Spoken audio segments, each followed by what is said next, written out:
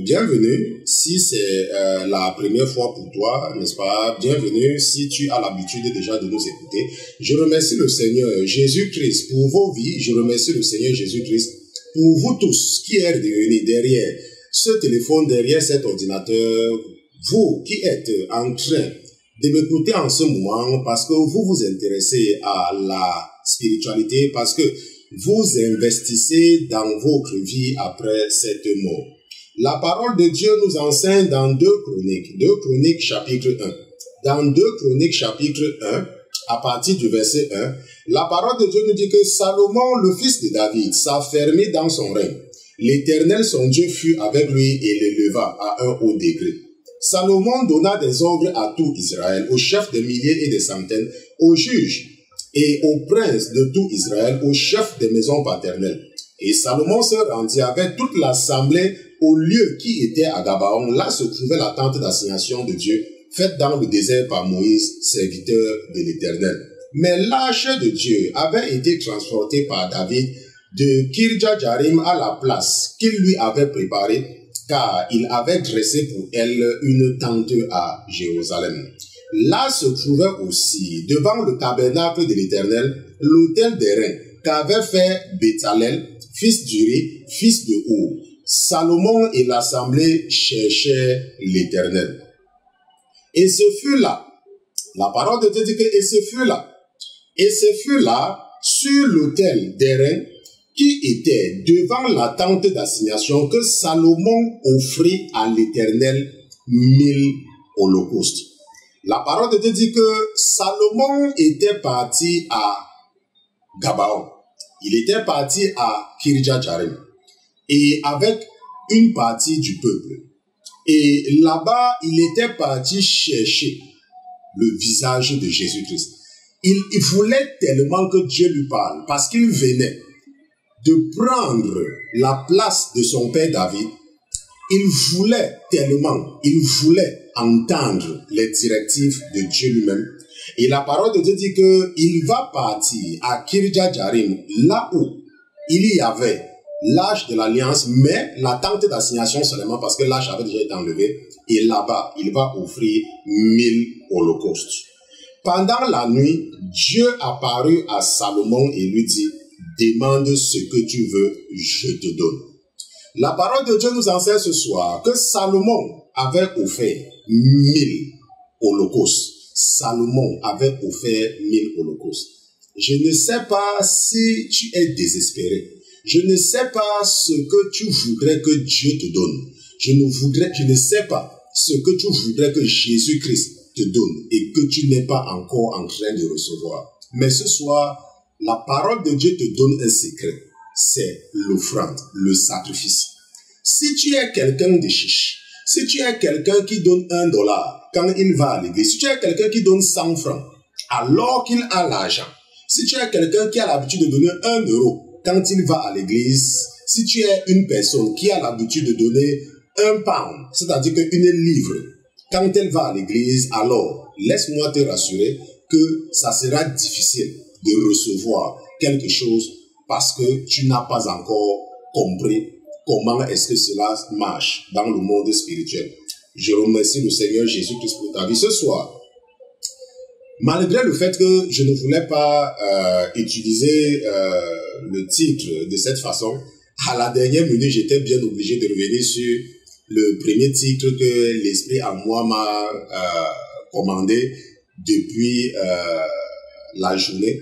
Ça veut dire que ce soir, nous allons voir qu'un prophète n'est pas Dieu, mais un homme.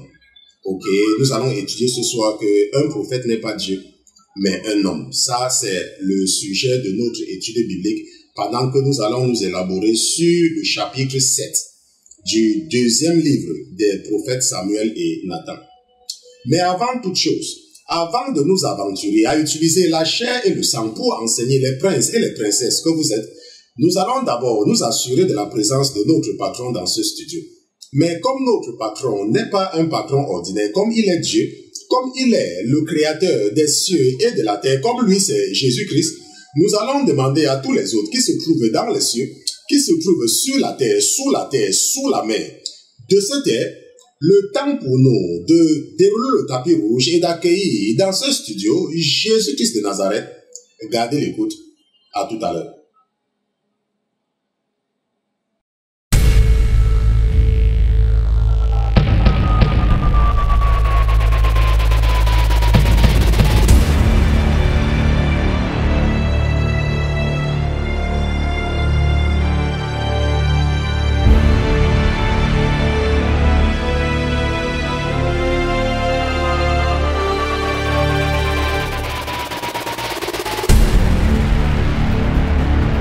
Que tu es le roi des rois, Seigneur Jésus, et pour cela, nous te disons merci d'être avec nous ce soir.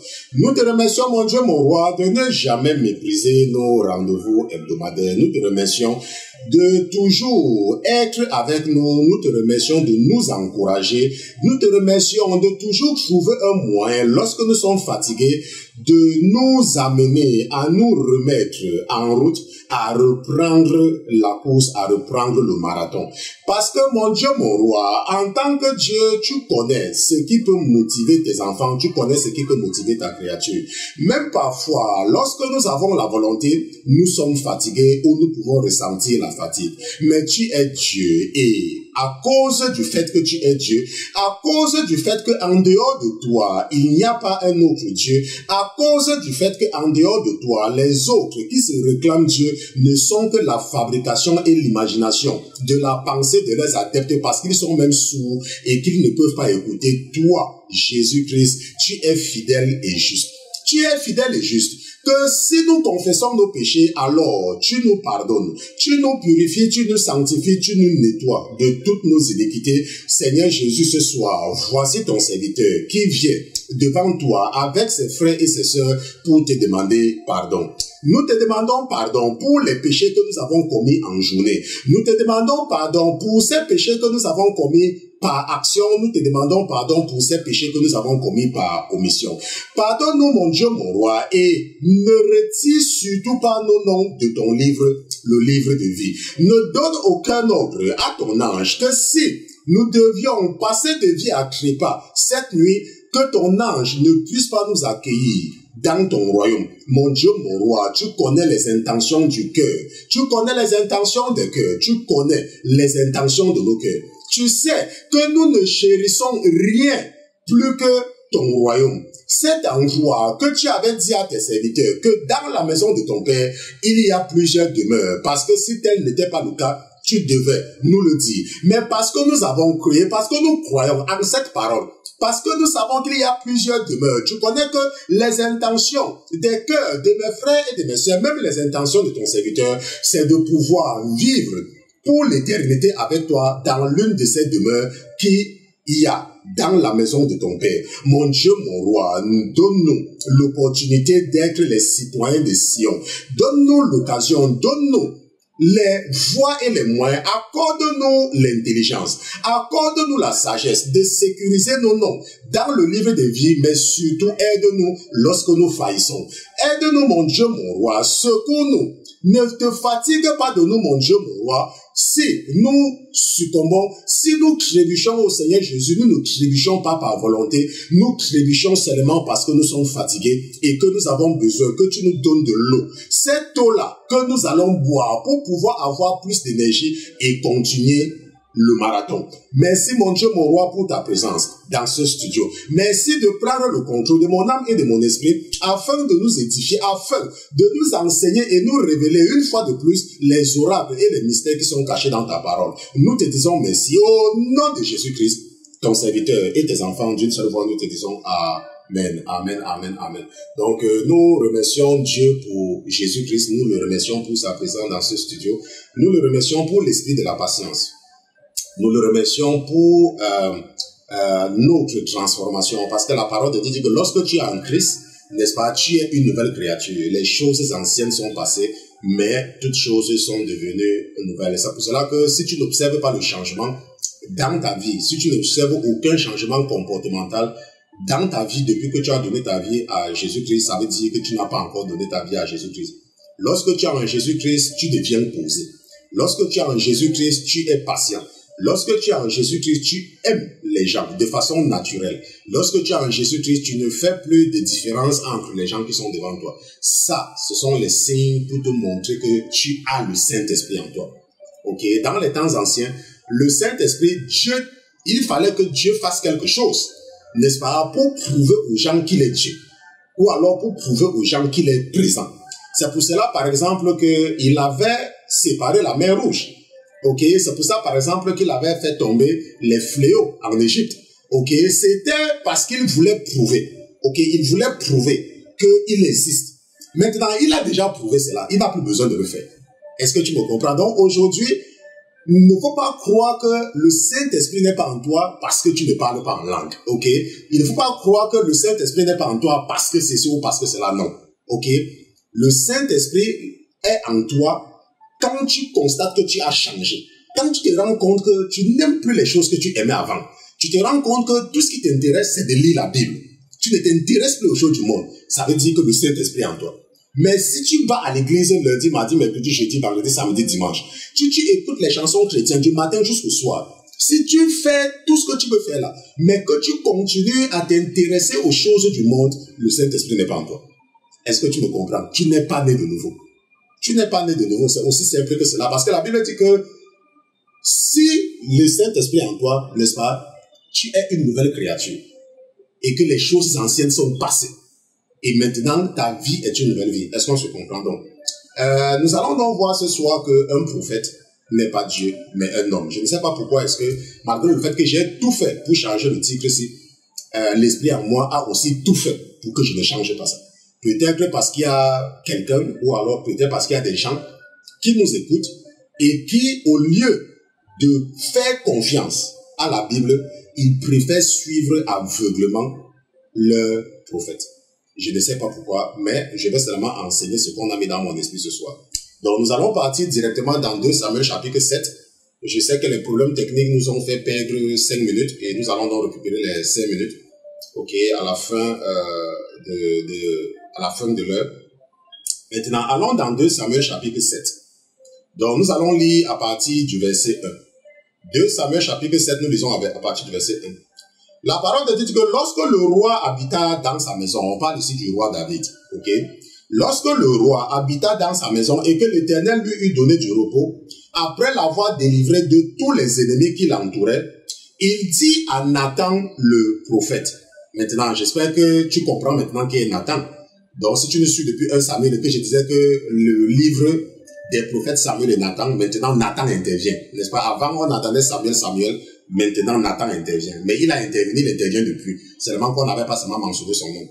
Donc, on dit donc que le roi David dit à Nathan le prophète, « Vois donc, j'habite dans une maison de cèdre et l'arche de Dieu habite au milieu d'une tente. » Nathan répondit au roi, et je voudrais que tu prêtes très attention ici au verset 3. N'est-ce pas? Nous allons revenir là-dessus. Nathan répondit au roi, « Va, fais tout ce que tu as dans le cœur, car l'Éternel est avec toi. » La nuit suivante, la parole de l'Éternel fut adressée à Nathan.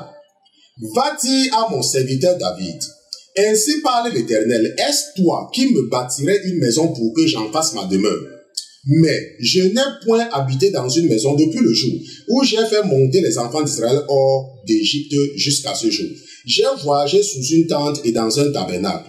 Partout où j'ai marché avec tous les enfants d'Israël, ai-je dit un mot à quelqu'une des tribus d'Israël à qui j'ai ordonné de perdre mon peuple d'Israël?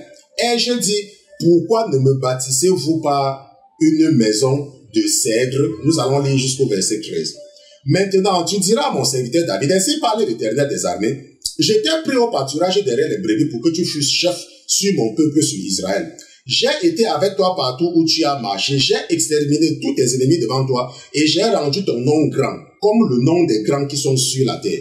J'ai donné une demeure à mon peuple, à Israël, et je l'ai planté pour qu'il y soit fixé et pour que les méchants ne l'oppriment plus comme auparavant. Et comme à l'époque où j'avais établi des juges sur mon peuple Israël, je t'ai accordé du repos en te délivrant de tous tes ennemis, et l'Éternel t'annonce aujourd'hui qu'il te créera une maison. Quand tes jours seront accomplis et que tu seras couché avec tes pères, j'élèverai ta postérité après toi, celui qui sera sorti de tes entrailles, et j'affermirai son règne. ce sera lui qui bâtira une maison à mon nom et j'affermirai pour toujours le trône de son royaume. J'ai lu 2 Samuel chapitre 7 des versets 1 à 13. Et je rappelle que ce soir, nous allons voir que un prophète n'est pas Dieu, mais un homme. Donc si tu m'écoutes, à partir de demain, n'est-ce pas, ton comportement va changer envers les hommes de Dieu. Ok? Maintenant, nous venons de lire ce passage. Pour la première fois, on nous fait entendre le nom de Nathan le prophète qui était là au temps de David. N'est-ce pas? Nous savons que Samuel était également là, mais Samuel est mort. Ça, nous avons vu ça dans 1 Samuel chapitre 15, si je ne me trompe pas. Samuel est mort, maintenant c'est Nathan qui est là. Maintenant, la parole de Dieu nous dit que quand David s'est rendu compte que il y avait le repos et que lui, il s'était construit une belle maison, il va voir que il va se sentir coupable. Ok, il va se sentir coupable, il va se dire que mais comment moi je peux habiter dans une belle maison alors que l'arche de l'alliance est dans une tente. Rappelle-toi que David est quelqu'un qui aime Dieu. Il faut toujours avoir ça, n'est-ce pas, dans ta tête. N'est-ce pas que David c'est quelqu'un qui aime Dieu. Ok, il faut toujours avoir cela, n'est-ce pas, si tu veux comprendre ses actes. Maintenant, David va donc vouloir construire un temple. Donc, une très belle demeure pour l'arche de l'alliance. Parce que l'arche de l'alliance, n'est-ce pas, est très importante. Parce que Dieu était là. Ok, Dieu avait dit à Moïse, c'est là que je me rencontrerai avec toi. Au-dessus du propriétaire. Si tu lis, n'est-ce pas, Exode, et nous avons vu ça hier, ok. Donc, Dieu, l'arche de l'alliance était vraiment puissant. Et nous avons également vu hier que, par exemple, si tu touchais ça, et que tu n'étais pas autorisé, n'est-ce pas, Dieu te frappait de mort. Et nous avons également vu que si tu ne portais pas ça comme il le fallait, n'est-ce pas, Dieu te frappait de mort. Ok, donc c'est quelque chose, nous savons que ça a la puissance. Et les enfants d'Israël donc vont faire venir l'âge, David surtout, va faire descendre l'âge de Kirjat-Jearim dans la cité de David. Et maintenant, David veut faire quelque chose. Et je voudrais que nous retournons, nous lisons les versets 1 et 2, n'est-ce pas? La Bible dit que lorsque le roi habita dans sa maison, donc lorsque le roi habita dans sa maison, et que l'Éternel lui eut donné du repos, après l'avoir délivré de tous les ennemis qui l'entouraient, il dit à Nathan le prophète, vois donc, j'habite dans une maison de cèdre et l'âge de Dieu habite dans une tente. Voilà ce que David va aller dire au prophète. Ok, voilà ce que David va aller dire au prophète, que moi j'habite dans une maison de cèdre et l'âge de Dieu habite au milieu d'une tente. N'est-ce pas? Qu'est-ce que cela veut dire? Ça veut dire que j'ai envie de construire une maison à l'âge de Dieu comme ma maison, comme moi, parce que moi je ne peux pas accepter. Maintenant, écoute très bien ce qui se passe, écoute ce que le prophète lui dit. Le prophète, la Bible dit que Nathan répondit au roi, va, fais tout ce que tu as dans le cœur, car l'Éternel est avec toi. Maintenant, je voudrais attirer ton attention ici. Nathan est un vrai prophète. Ok, Nathan n'est pas un faux prophète. Quand tu vas lire, n'est-ce pas, je ne sais pas si tu as lu la suite et tout, Nathan est un vrai prophète. Et voici un chrétien, voici un serviteur, voici quelqu'un qui est né de nouveau, qui vient voir l'homme de Dieu, qui vient voir pas un homme de Dieu ordinaire, n'est-ce pas, un prophète, et lui dit ce qu'il a l'intention de faire. Et le prophète lui dit que vas-y, va le faire, parce que Dieu est avec toi. Est-ce qu'on se comprend? Le prophète lui dit que va, Dieu est avec toi. On se comprend. Mais qu'est-ce qui va se passer? La Bible nous dit que dès que le prophète va dire cela à David, immédiatement, Dieu va intervenir. Immédiatement. La Bible nous dit que la nuit suivante, la parole de l'Éternel fut adressée à Nathan. La nuit suivante, la parole de l'Éternel fut adressée à Nathan immédiatement. Et qu'est-ce que Jésus-Christ va dire à Nathan? N'est-ce pas? Je vais vous enseigner quelque chose aujourd'hui concernant la vie du chrétien. Mais focalisons-nous d'abord sur ce que Jésus-Christ va dire à Nathan immédiatement. Et pour comprendre cela, nous n'allons pas tout lire, nous allons seulement partir au verset 13, n'est-ce pas?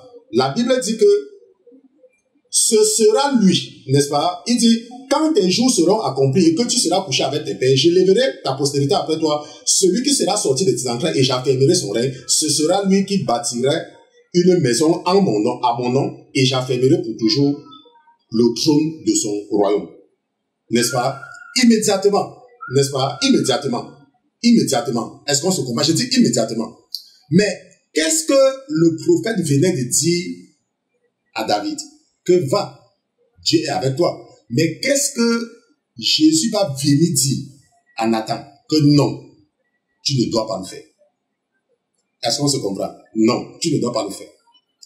Maintenant, si tu as lu attentivement des chapitres 1 à 13, si tu as lu attentivement et surtout à partir du moment où Jésus-Christ intervient, l'Esprit que m'a demandé de préciser quelque chose. Si tu nous écoutes pour la première fois, nous sommes un ministère d'édification, n'est-ce pas? Nous sommes un ministère d'enseignement. Nous ne nous retrouvons pas pour des sermons, ok? Nous nous retrouvons pour l'étude. Nous étudions, ok? Nous étudions la parole. Et c'est pour cela que tu te rends compte que nous allons dans les détails. Nous ne sommes pas un ministère évangélique. Nous ne sommes pas ici pour les gens qui cherchent Jésus-Christ, ok? Ou les gens qui cherchent les miracles. Ce n'est pas pour ça que nous sommes là. Nous sommes là pour amener les enfants de Dieu à comprendre les saintes écritures, n'est-ce pas? Et par cela, affermir, n'est-ce pas? Et avoir une foi infaillible. Ok, donc je précise parce que l'Esprit ne faisait qu'insister que je dois préciser. Je ne sais pas, peut-être qu'il y a une personne qui nous écoute pour la première fois et peut-être la personne peut croire que au lieu que nous prêchons, n'est-ce pas, nous sommes en train d'insister sur des détails. Ce sont ces détails-là qui nous ouvrent les yeux. Ce sont ces détails qui nous permettent d'avoir une foi infaillible. Ok. Maintenant, si tu as bien suivi ce que Jésus-Christ a dit à Nathan, tu vas te rendre compte que Jésus n'est pas venu dire à Nathan, non, ce n'est pas ça qu'il fallait lui dire. Hein? Ce n'est pas ça, ce n'est pas ça. Ok, ce n'est pas ça, ce n'est pas ça. Jésus n'a pas intervenu comme ça. Jésus a intervenu de façon diplomatique. De façon très diplomatique. N'est-ce pas? La Bible nous dit que il va dire à Nathan que la nuit suivante, la parole de l'Éternel fut adressée à Nathan. Va dire à mon serviteur David, est-ce toi qui me bâtirais une maison pour que j'en fasse ma demeure? Donc tu vois que Jésus n'a pas dit à Nathan que va dire à David que ce n'est pas lui. Est-ce qu'on se comprend? Va dire à David que ce n'est pas lui. Non. Il utilise une approche diplomatique, une approche pour ne pas faire mal au prophète.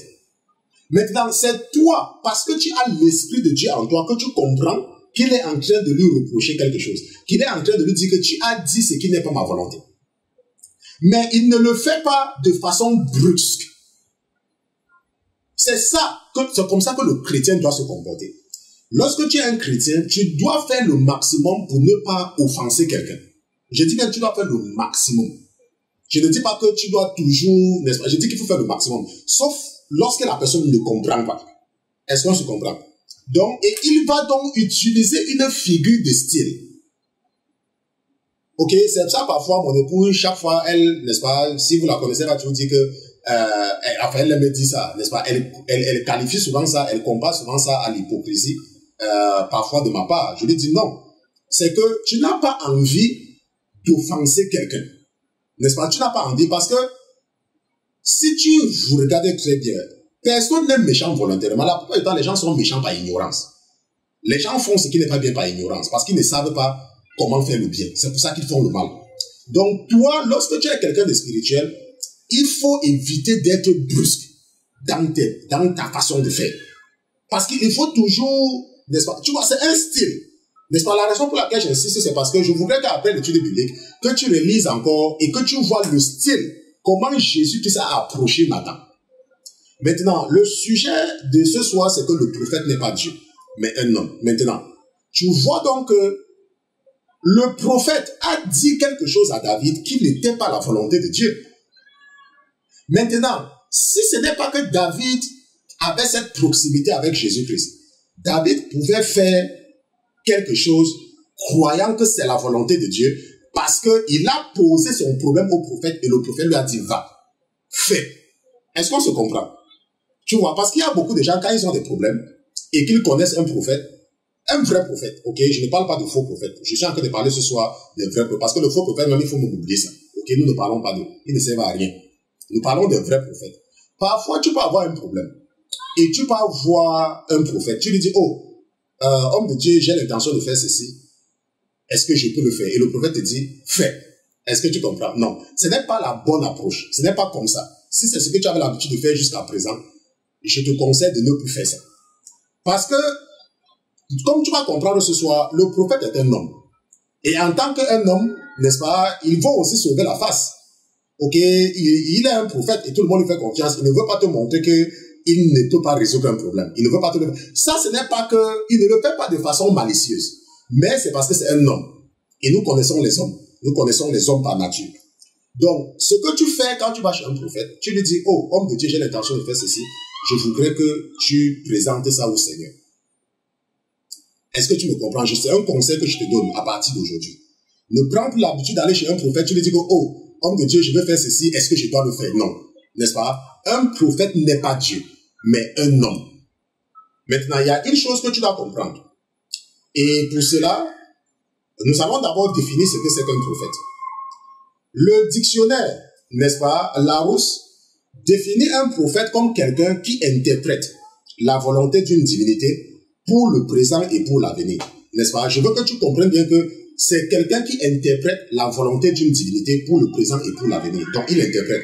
Ça veut dire qu'une divinité lui dit quelque chose et lui, maintenant, il interprète ça pour les autres, pour les hommes. Le prophète également, c'est une personne qui, n'est-ce pas, dans une activité littéraire ou artistique, peut annoncer l'avenir. Donc, peut dire quelque chose qui va venir. Maintenant, il le dit pourquoi? Parce qu'il est un prophète, parce que Dieu le lui a dit. Je parle bien du vrai prophète, n'est-ce pas? Dieu le lui a dit et il dit. Donc, un prophète peut te dire que, ok, il va pleuvoir demain. Un prophète peut te dire que, ok, demain tu vas mourir. Bon, pas toi qui m'écoutes, n'est-ce pas? Que demain quelqu'un va mourir. Un prophète peut te le dire. Pourquoi? Parce que Dieu le lui a dit. Donc, il est donc comme un intermédiaire entre toi et Dieu. Donc, entre ton Dieu et toi. Si c'est le diable que tu suis, il sera bien sûr un faux prophète, parce que nous appelons les prophètes du diable les faux prophètes. Si c'est Jésus-Christ qui est ton Seigneur et Sauveur personnel, alors l'Esprit qui est en toi va t'amener à reconnaître le vrai prophète, et ce prophète sera l'intermédiaire entre ton Dieu et toi. Maintenant, quelle est l'origine? Pourquoi est-ce qu'il y a des prophètes? Pourquoi? Pour t'amener à comprendre cela, nous allons partir dans Deutéronome chapitre 5. Allons dans Deutéronome chapitre 5. Nous allons lire à partir du verset 23. N'est-ce pas? Pour comprendre pourquoi est-ce qu'il y a des prophètes.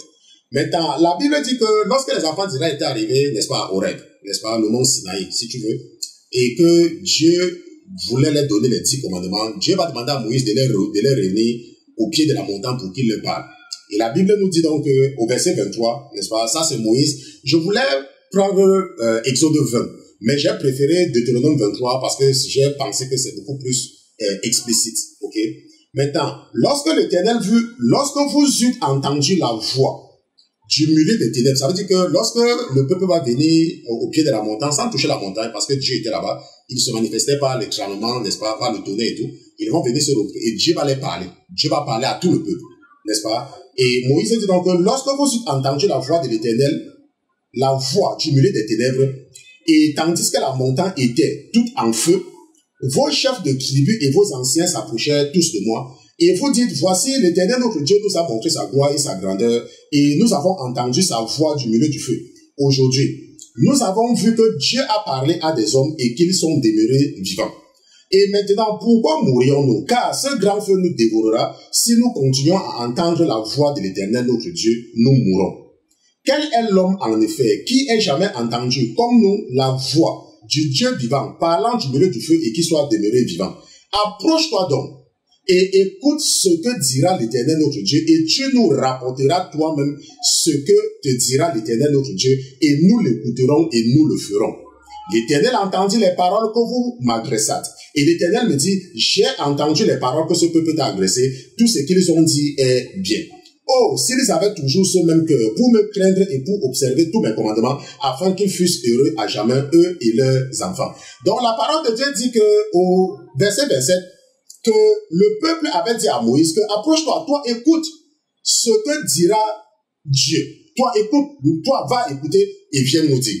Est-ce que tu comprends donc? Tu vois donc que c'est le peuple lui-même qui avait voulu qu'il y ait un intermédiaire entre lui et Dieu. Et Dieu avait donc accepté. C'est pour cela que nous avons des prophètes.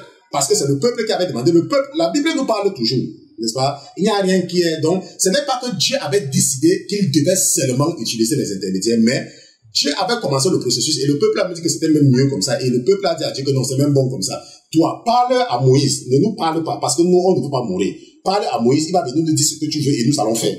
Ok? Donc, c'est ça l'origine des prophètes.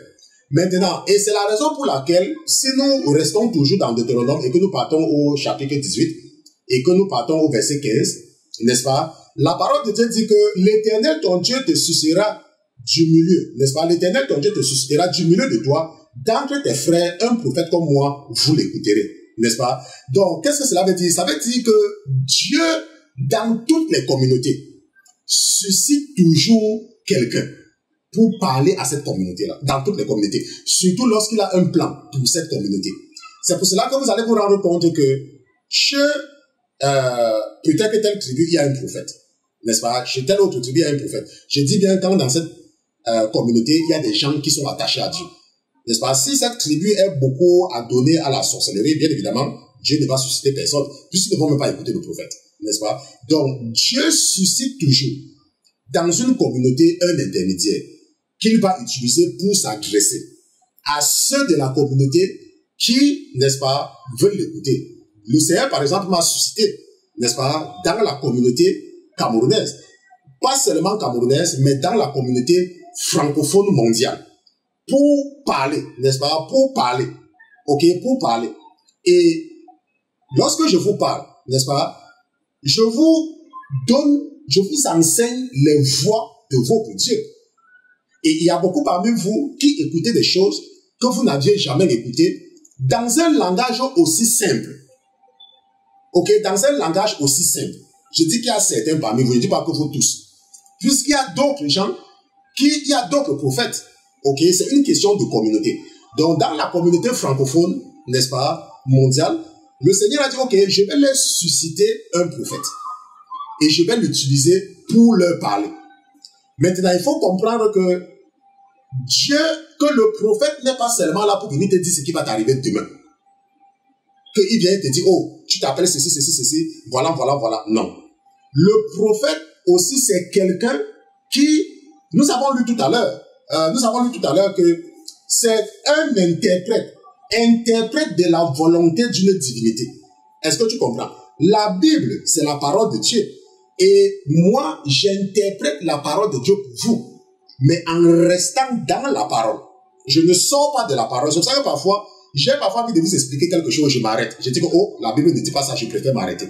Donc, un prophète interprète. Maintenant, au-delà de ça, le Seigneur doit aussi me confirmer que je suis en train d'interpréter sa volonté. Il doit le faire par des signes. C'est pour cela qu'il dit que voici les signes qui vont poursuivre ceux qui auront cru. Donc Dieu parfois me parle dans le rêve. Pour le moment. Parce qu'il m'a promis qu'il devait, n'est-ce pas, le faire de façon beaucoup plus directe. Mais pour le moment, il me parle dans le rêve. C'est pour cela que parfois, il y a des gens qui, parmi vous, vous avez des problèmes, vous venez vers moi. Et je vous aide à obtenir la solution. Ce n'est pas moi qui vous donne la solution. Ok, je vous aide à faire la volonté de Dieu et obtenir ce que vous voulez. Est-ce qu'on se comprend? Maintenant, ce que nous devons maintenant comprendre, c'est que nous avons vu qui est le prophète. Nous avons vu que le prophète est un intermédiaire, que le prophète n'est pas Dieu. Ce n'est qu'un intermédiaire, quelqu'un qui interprète la volonté de Dieu. Et nous avons plusieurs prophètes dans la Bible. Ok, nous avons Abraham, nous avons Jacob, nous avons Isaac, nous avons Jérémie, nous avons Isaïe, nous avons on classe Néhémie parmi les prophètes mineurs. Ok, parce que le Seigneur, il n'y avait pas trop ce contact. Nous avons Malachie, n'est-ce pas? Nous avons Agé, nous avons Michée. Ok, nous avons beaucoup de prophètes dans la Bible. Et si tu m'écoutes et que tu ne connais même pas 10 prophètes dans la Bible, ça veut dire que tu as encore des sérieux problèmes. Ok? Si tu ne peux pas donner le nom de 10 prophètes dans la Bible, ça veut dire que tu as encore des sérieux problèmes. Maintenant, qu'est-ce qu'un Dieu? Maintenant, qui est Dieu? La Bible nous enseigne que Dieu est celui qui a tout créé. Donc, c'est lui qui a tout créé. Maintenant, ne me demande pas qui a créé Dieu. Ok? Moi, je dis toujours que tu ne dois pas te poser la question. Tout ce que tu dois savoir, c'est que Dieu, c'est celui qui a tout créé. Et Dieu a créé l'homme. Ça veut dire que c'est la volonté. L'homme n'existe pas la volonté de Dieu. Et ça veut donc dire quoi? Ça veut dire que l'homme est une créature et Dieu est le créateur. Est-ce qu'on se comprend? Donc, Dieu n'est pas l'égal de l'homme. Dieu n'est pas l'égal d'un homme. Il y a quelque chose que nous devons comprendre. Et pour cela, nous allons partir dans Genèse chapitre 1. Nous allons lire les versets 27 et 27. Genèse chapitre 1, verset 26. La parole de Dieu dit que puis Dieu dit, ça c'est après que Dieu ait tout créé, avant l'homme, n'est-ce pas? La Bible dit que puis Dieu dit, faisons l'homme à notre image, selon notre ressemblance, et qu'il domine sur les poissons de la mer, sur les oiseaux du ciel, sur le bétail, sur toute la terre, et sur tous les reptiles qui rampent sur la terre. Dieu créa l'homme à son image, il le créa à l'image de Dieu, il créa l'homme et la femme. La Bible nous dit que Dieu a créé l'homme à son image. Dieu a créé l'homme et la femme à son image. Maintenant, qu'est-ce qu'une image? Lorsque tu te regardes dans un miroir, n'est-ce pas? Qu'est-ce que tu vois dans le miroir? C'est ton image, n'est-ce pas? Lorsque tu te regardes, par exemple, dans l'eau, si tu te mets au-dessus d'une rivière, quand le soleil, qu'est-ce que tu vas voir dans l'eau? N'est-ce pas? Tu vas voir ton image dans l'eau. Maintenant, est-ce que ton image qu'il y a dans le miroir, c'est toi? Est-ce que ce que tu vois dans le miroir, c'est toi? Est-ce que ce que tu vois dans l'eau, c'est toi? N'est-ce pas? Ce n'est pas toi. On se comprend, ce n'est pas toi. Ce n'est qu'une image. Donc, nous, c'est une image. Ça ne veut pas dire que Dieu est comme toi. Parce que toi, tu n'es pas ce qui est dans le miroir. Toi, tu n'es pas ce qui se réfléchit sur l'eau. Tu n'es pas ça. Ce n'est qu'une image. Ce n'est pas l'objet. Donc, l'objet est différent de l'image. L'objet est différent de l'image. Et maintenant, l'image n'est qu'une image. Donc, nous ne sommes qu'une image. Nous ne sommes que l'image. Nous ne sommes pas l'objet. Nous sommes l'image. Et Dieu est l'objet. Par exemple, supposons que tu es en face d'un miroir. N'est-ce pas? Il y a ton image dans le miroir. Supposons que quelqu'un casse le miroir. Ça va te faire mal. Tu vas ressentir quelque chose sur toi. Non. Ça veut dire quoi? Ça veut dire que tu n'es pas, ce n'était pas toi. Parce que toi, tu n'étais pas. C'était seulement une image. Est-ce qu'on se comprend? Maintenant, Dieu est un esprit. Et l'homme est la réflexion de l'esprit de Dieu. Ça ne veut pas dire que Dieu a un corps comme toi. Non. Tu n'es que l'image de cet esprit-là. Et tu es même cette image avant la chute de l'homme.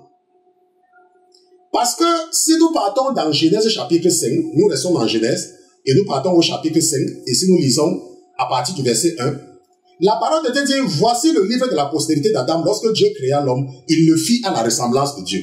Il créa l'homme et la femme, il les bénit et il les appela du nom d'homme lorsqu'il fut créé. Adam, âgé de 130 ans, engendra un fils à sa ressemblance, selon son image, et lui donna le nom de Seth. Ça veut dire quoi? Ça veut dire que l'homme, à l'origine, était même l'image de Dieu. Mais par la...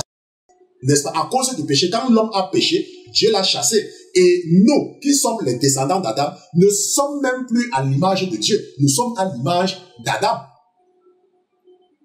Nous ne sommes même plus à l'image de Dieu. Ça veut dire que même ce que tu vois maintenant là, n'est plus Dieu. Nous ne sommes même plus cette réflexion-là. Est-ce que nous ne sommes même plus cette réflexion? Nous sommes maintenant la réflexion d'Adam.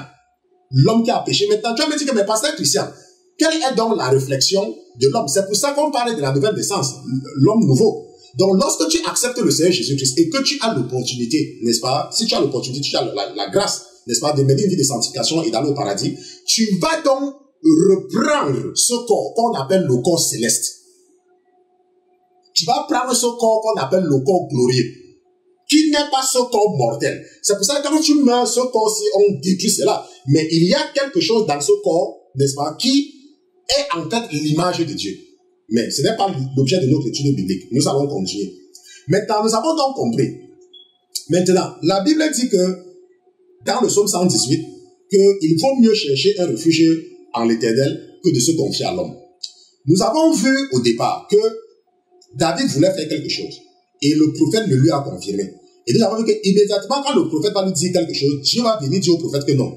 Ce n'est pas ça. Et c'est ça que nous sommes en train d'étudier, que le prophète est un homme, le prophète n'est pas Dieu. Nous avons également défini qui est le prophète. Et nous avons vu qui est Dieu. Et nous venons de finir là-dessus. Maintenant, il y a une chose également que tu dois comprendre. Et la raison pour laquelle je suis en train de faire cette étude biblique, c'est parce que... Excusez-moi. C'est parce que je voulais qu'à partir d'aujourd'hui, tu te mettes à étudier plus ta Bible et à te focaliser sur un homme. Moi, j'ai le privilège d'avoir pour mentor, d'avoir pour maître un prophète, un vrai prophète, le prophète Georges. Ça, c'est un privilège. Ok? Les gens voyagent, les gens partent de partout dans le monde pour venir le rencontrer. Ok? Même quand parfois, même tu viens à l'église, c'est même difficile de le rencontrer. Quand tu veux même le rencontrer, tu dois passer par la sécurité. Quand tu veux même le rencontrer, tu dois même écrire ton nom pour le voir. N'est-ce pas? Parce que tellement les gens veulent le voir que pour le protéger, on est obligé de mettre un certain protocole. Et parfois même, tu peux même l'appeler. Même pendant longtemps, il ne prend pas le téléphone. N'est-ce pas? Parce que lui, c'est un prophète. Les gens ont besoin de lui de partout. Les pasteurs, les machins, tout ainsi de suite. Mais Dieu m'a accordé le privilège. Je peux le voir quand je veux. Est-ce qu'on se comprend? Je peux le voir quand je veux. N'importe quand je veux. Si je veux le voir, même si je veux le voir maintenant, je vous dis, ok, j'ai envie de voir le prophète, je vais arrêter l'émission et je vais partir, je vais le voir aujourd'hui même. Et si je lui dis que je peux vraiment le voir, s'il est n'importe où, il va me dire que viens me retrouver. Est-ce que tu comprends? Je suis seulement en train de t'expliquer ça pour t'expliquer la relation qu'il y a entre l'homme également et Dieu. Il y a des hommes qui peuvent aller à la présence de Dieu à tout moment. À tout moment. Est-ce que tu comprends? Et tout cela, ça dépend de la relation que tu as avec la personne. Et ça dépend de ton dévouement et ton attachement. Pour vous qui me connaissez, par exemple, je m'occupe de l'église comme de ma maison. Je fais tout de tout mon cœur. Et c'est pour ça que l'homme de Dieu, il m'aime. Est-ce qu'on se comprend? L'homme de Dieu, si je lui demande n'importe quoi, je dis n'importe quoi, il va me donner. Sauf s'il voit que c'est quelque chose qui n'est pas bien. C'est parce que c'est ce que Dieu également fait. Pourquoi? Parce que je l'aide dans sa mission avec de tout mon cœur. Et je l'aime de tout mon cœur. Est-ce qu'on se comprend? De la même façon, quand tu aimes Dieu et tu fais le travail de Dieu de tout ton cœur, il t'accorde les désirs de ton cœur. Quand tu lui poses un problème, il les résout. Mais par exemple, si seulement tu vas à l'église, tu veux seulement la bénédiction, et tu sors, tu rentres chez toi, le prophète ne te connaît même pas, il ne connaît même pas ton nom, il ne connaît même pas qui est ta femme, il ne connaît même pas qui est tes enfants, qui sont tes enfants. Par exemple, l'homme de Dieu, quand il me voit, il va souvent me demander que, oh, comment va ta fille? Comment vont les enfants? Comment va ta femme? Je ne l'ai pas vu aujourd'hui. Est-ce que tu comprends? Ça veut dire qu'il connaît mon épouse, il connaît mes enfants, il cherche à savoir. De la même façon avec Dieu. Quand tu le sais de tout ton cœur, Dieu va s'occuper de toi.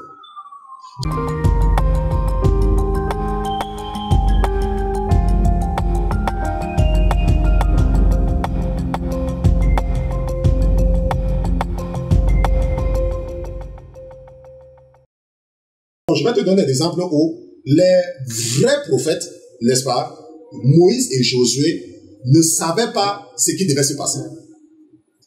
Juste pour vous amener à comprendre que le prophète est un intermédiaire et il ne connaît pas tout.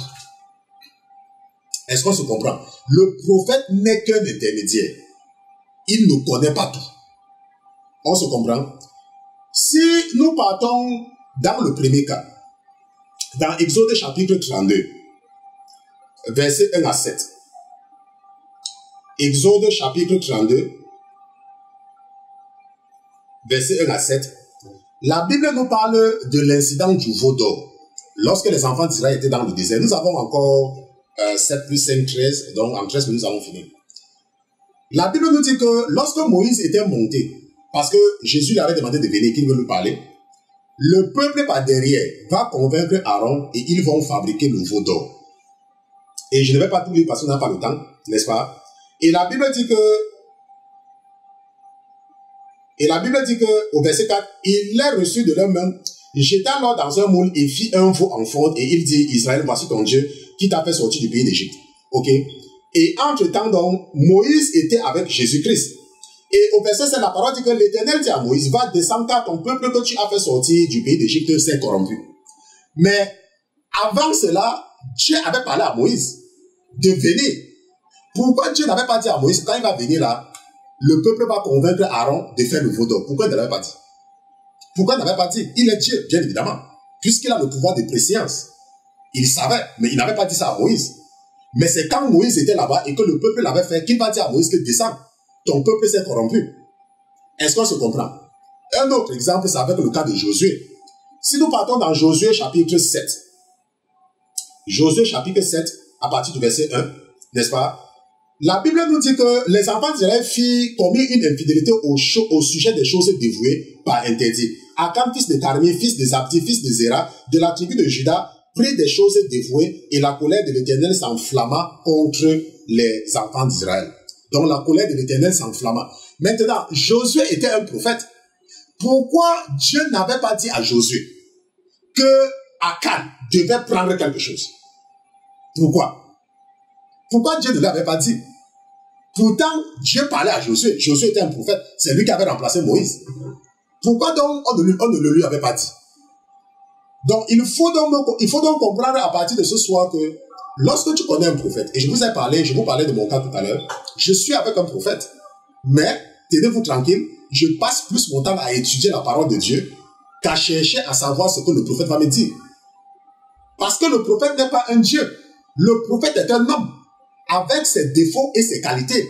Il n'y a que Dieu qui est parfait.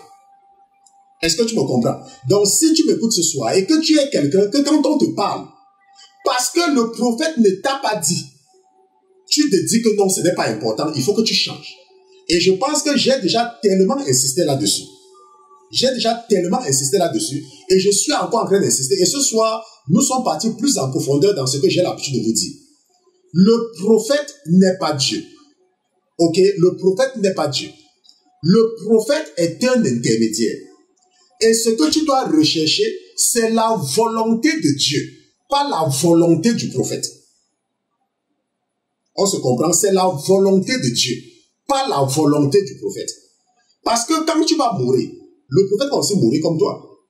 Quand tu vas mourir, le prophète n'a pas conçu un paradis quelque part là où tu vas partir. Le prophète n'a écrit aucun livre. Ton prophète n'a écrit aucun livre. Les prophètes des temps anciens ont écrit, ils ne sont plus. Même quand ils étaient là, ils ne demandaient pas aux gens, n'est-ce pas, de venir les adorer. La personne que tu dois adorer, c'est Jésus-Christ. Vous qui avez le privilège de me connaître personnellement, individuellement, je vous demande toujours de prier. Malgré tous les enseignements que je vous donne, quelqu'un peut se dire que non, celui-ci là, non, Dieu est avec lui. C'est vrai que Dieu est avec moi, mais je ne suis pas Dieu. Ok? Le Dieu, c'est Jésus-Christ. Donc, viens m'écouter pour avoir la connaissance, pour recevoir des secrets, mais à la fin de la journée, va parler à Jésus-Christ. Ne mets pas ta confiance sur un homme, ne mets pas ta confiance sur le pasteur Christian, ne mets pas ta confiance sur le pasteur Georges. Non, mets ta confiance en Jésus, parce que c'est lui qui est la solution. C'est lui qui a la solution. Ce n'est pas l'homme qui a ta solution. Maintenant, nous allons partir dans Deutéronome chapitre 13. Allons ensemble dans Deutéronome chapitre 13, ou alors retournons dans Deutéronome, mais allons au chapitre 13 et lisons à partir du verset 1. La Bible nous dit, et ça c'est Dieu lui-même qui parle. Ok, c'est Dieu lui-même qui parle ici. Et j'ai toujours dit, quand Dieu parle, il faut prêter très attention. C'est Dieu lui-même qui parle. Et je vous ai dit que nous étudions les 6 livres-ci là. 1 Samuel, 2 Samuel, 1 roi, 2 rois, 1 chronique, 2 chroniques, pour vous donner les outils qui vont vous aider dans votre combat spirituel. Et ce sont ces outils que nous vous donnons. Nous vous dévoilons des secrets. N'est-ce pas, que d'autres ne connaissent pas. Comme le secret ce soir, c'est que tu dois apprendre à ne pas te focaliser sur le prophète. Mais sur, ça c'est un secret. Parce qu'il y a des gens qui ne le savent pas. Il y a des gens que pour eux, le prophète c'est tout. Il y a des gens comme ça. N'est-ce pas? Maintenant, la Bible dit, et c'est Dieu lui-même qui parle, s'il s'élève au milieu de toi, un prophète, ou un songeur qui t'annonce un signe ou un prodige, et qu'il y ait accomplissement du signe ou du prodige dont il t'a parlé en disant, allons après d'autres dieux, des dieux que tu ne connais point et servons-les, tu n'écouteras pas les paroles de ce prophète ou de ce songeur, car c'est l'Éternel, votre Dieu, qui vous met à l'épreuve pour savoir si vous aimez l'Éternel, votre Dieu, de tout votre cœur et de tout votre âme. Ça veut dire quoi? Ça veut dire que Dieu peut susciter un vrai prophète qui ne va pas te dire Je ne dis pas qu'il va te dire de faire ce qui n'est pas bien. Non. Il ne va pas te dire ça. La Bible dit, parce que peut-être je veux que tu comprennes, on dit, et qu'il y a accomplissement qui t'a parlé, il t'a parlé en disant, allons après d'autres dieux. Des dieux que tu ne connais pas et servons-le. Ça ne veut pas dire que le prophète va te dire de faire ce que Dieu n'aime pas. Attends, il faut savoir que Dieu, ça c'est un langage divin. Si tu n'es pas quelqu'un de spirituel, tu vas comprendre. Tu vas te dire que, oh, peut-être un vrai prophète va te dire de faire. Non, ce n'est pas ce que ça veut dire. Ça veut tout simplement dire que le prophète peut adopter une attitude passive. Le prophète peut te voir faire quelque chose qui n'est pas la volonté de Dieu et ne te dit rien. Il ne te dit rien pas parce qu'il ne veut pas, parce que Dieu ne lui a pas donné l'esprit là. Ce n'est pas, Dieu ne lui a pas donné l'esprit.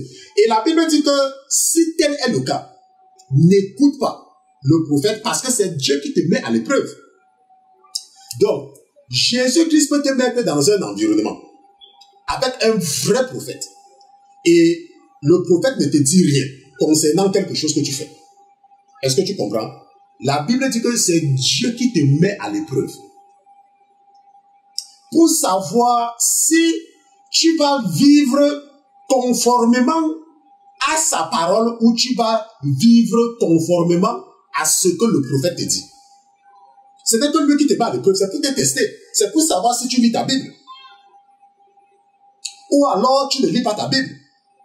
Parce qu'il y a des gens, le seul moment où ils lisent la Bible, c'est quand ils sont à l'église. Voilà le seul moment qu'ils lisent la Bible.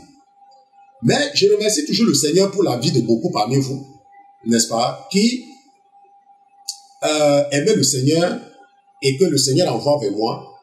Et au départ, vous êtes là, la majorité de vous, 100% parmi vous, êtes toujours offensés par mes propos au départ. Mais ce n'est que par la suite que vous êtes reconnaissant et que vous reconnaissez que Dieu vous a tellement aimé avant de vous mettre sur mon chemin. Parce que tu peux être dans un environnement. Cet environnement est bien pour toi parce que tu n'es qu'un bébé. Mais ce n'est pas là que Dieu voudrait que tu sois. Dieu veut que tu grandisses. Dieu veut que tu grandisses. Est-ce qu'on se comprend? Dieu veut que tu grandisses. Et il te déplace donc. C'est comme un enfant qui commence à la maternelle. La maternelle, la CIL, ainsi de suite, ainsi de suite. Tu ne peux pas demeurer éternellement à la maternelle. Tu dois grandir. Tu dois grandir. Quand tu étais un enfant, tu pensais comme un enfant. Mais maintenant, tu n'es plus un enfant. Maintenant, tu es une grande personne. Ça fait maintenant 2 ans. Ça fait 3 ans. Ça fait 4 ans que tu es en Jésus. Mais tu continues à te comporter comme quand tu es venu en Jésus. N'est-ce pas? Tu ne peux pas plaire à Dieu. Donc Dieu veut que tu grandisses. Et ce soir, il a mis dans mon esprit d'ouvrir tes yeux. Le prophète t'a encouragé à venir en Jésus. Mais la Bible t'a dit ce soir que tu ne dois pas mettre ta confiance sur le prophète. Tu dois mettre ta confiance sur Dieu. Parce qu'il y a des choses que Dieu va laisser faire.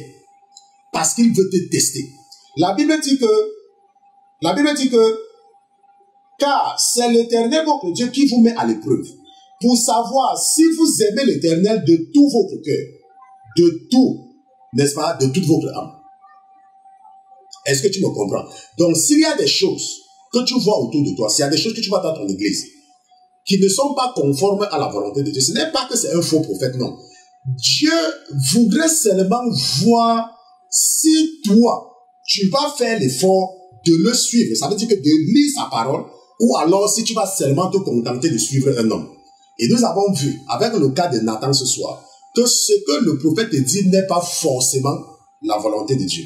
Et ce soir, nous avons également découvert un secret, que lorsque tu as un problème, à cœur, que tu veux quelque chose, ne pas plus dire au prophète ce que tu as l'intention de faire. Va dire au prophète de prier pour toi par rapport à telle chose. Est-ce qu'on se comprend?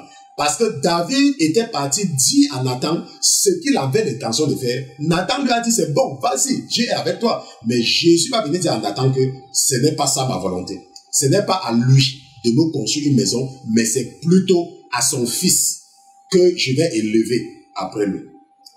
Nous sommes arrivés au terme de l'étude biblique de ce soir et nous nous excusons, n'est-ce pas, pour tous les problèmes techniques. n'est-ce pas? Nous ne sommes pas infaillibles, n'est-ce pas? Nous sommes des hommes et il peut arriver de temps en temps que nous ayons des problèmes techniques. Et je sais que parce que vous n'êtes même pas le genre de personne qui vous souciez même de ces détails techniques. Je sais que même si il y a même tellement de bruit, tout ce que vous voulez, c'est que vous entendez votre frère, n'est-ce pas? Vous entendez votre Dieu vous enseigner. Mais nous tenons quand même à nous excuser pour ces petits problèmes techniques que nous avons eu ce soir. Et les erreurs nous permettent également de nous perfectionner. Donc, nous avons également retenu certains enseignements ou alors la technique a également retenu certaines leçons ce soir qui vont certainement nous aider à éviter, n'est-ce pas, certaines choses. Okay, donc, nous vous remercions de votre fidélité. Je te remercie d'être fidèle, mais je te remercie surtout de parler de nos séances d'études bibliques autour de toi. Il y a des gens que tu connais qui sont en train de périr. Ça ne sert à rien d'être l'ami de quelqu'un qui va en enfer. Ça ne sert à rien. Ok, ça te sert à quoi d'être l'ami de quelqu'un qui va périr? C'est mieux pour toi que cette personne ne te parle plus maintenant, mais que la personne parte au paradis. Donc, si tu connais quelqu'un qui n'a pas de relation personnelle avec Jésus, ou tu connais quelqu'un qui connaît Jésus, mais qui continue à mener une vie mondaine, n'est-ce pas? Il faut avoir le courage de lui demander d'étudier la Bible. C'est mieux que cette personne ne te parle plus, mais va au paradis. Mais que cette personne, tu préfères garder votre relation alors que la personne va en enfer. Ok? Parle de nos études bibliques aux gens. Ça va, toi, ça t'a changé. Ça va également changer les autres personnes. Pourquoi est-ce que tu crois que ça t'a changé et que ça ne va pas changer l'autre? Ne faut pas croire comme ça. Toi, parle seulement à quelqu'un et laisse le Seigneur faire le reste dans la personne. Et c'est comme ça que tu seras béni. Rappelle-toi, lorsque tu sauves une âme, tu couvres une multitude de péchés. Je remercie le Seigneur Jésus pour sa vie. Donc nous allons terminer et je vais vous confier dans les mains de votre Père, dans les mains du Saint-Esprit et pour lui demander sa protection sur vous pendant votre sommeil cette nuit. Nous allons prier. Seigneur Jésus, je te remercie d'avoir été présent avec nous ce soir. Je te remercie pour ce que tu nous as enseigné. Je te remercie pour mes frères et mes sœurs qui étaient connectés et pour cela, nous n'allons jamais te dire merci assez. Tu nous as révélé des secrets ce soir et nous allons désormais marcher avec ces secrets-là. Tu nous as révélé que nous devons seulement nous focaliser sur toi et que nous ne devons pas nous focaliser sur le prophète, bien qu'il soit l'intermédiaire entre toi et nous. Que parfois, tu peux susciter un vrai prophète seulement pour nous tester, seulement pour savoir si ce que nous allons faire, c'est ta volonté, ou alors si nous allons seulement nous contenter de faire ce que le prophète nous demande de faire. Nous te remercions pour cette révélation. Je te remercie, mon Dieu, mon roi, d'avoir sauvé quelqu'un ce soir. Je te remercie d'avoir délivré quelqu'un ce soir. Je te remercie, mon Dieu, mon roi, d'avoir libéré un captif ce soir, un captif qui, au lieu d'utiliser ta parole, passait le temps à de poser ta parole de côté et à se focaliser, à se contenter seulement de ce que le prophète nous disait. Et parce que ma sœur t'a écouté ce soir, parce que mon frère t'a écouté ce soir, mon Dieu, mon roi, je prie également que tu la bénisses, que tu le bénis. Bénis-le, mon Dieu, mon roi, en empêchant à ce perdant de Lucifer de dépêcher une cohorte, d'envoyer des esprits maléfiques venir coucher avec ma sœur dans son rêve cette nuit. Empêche-les, mon Dieu, mon roi, et rends ma sœur ou mon frère invisible dans le monde spirituel, afin qu'il ne soit pas localisé par ces démons qui viennent tout le temps lui faire manger dans le rêve, qui viennent tout le temps l'utiliser dans son rêve pour les initiations démoniaques. Je te remercie de m'avoir exaucé une fois de plus ce soir. Nous te disons merci au nom de Jésus-Christ, ton serviteur et tes enfants. D'une seule voix, nous te disons Amen, Amen, Amen.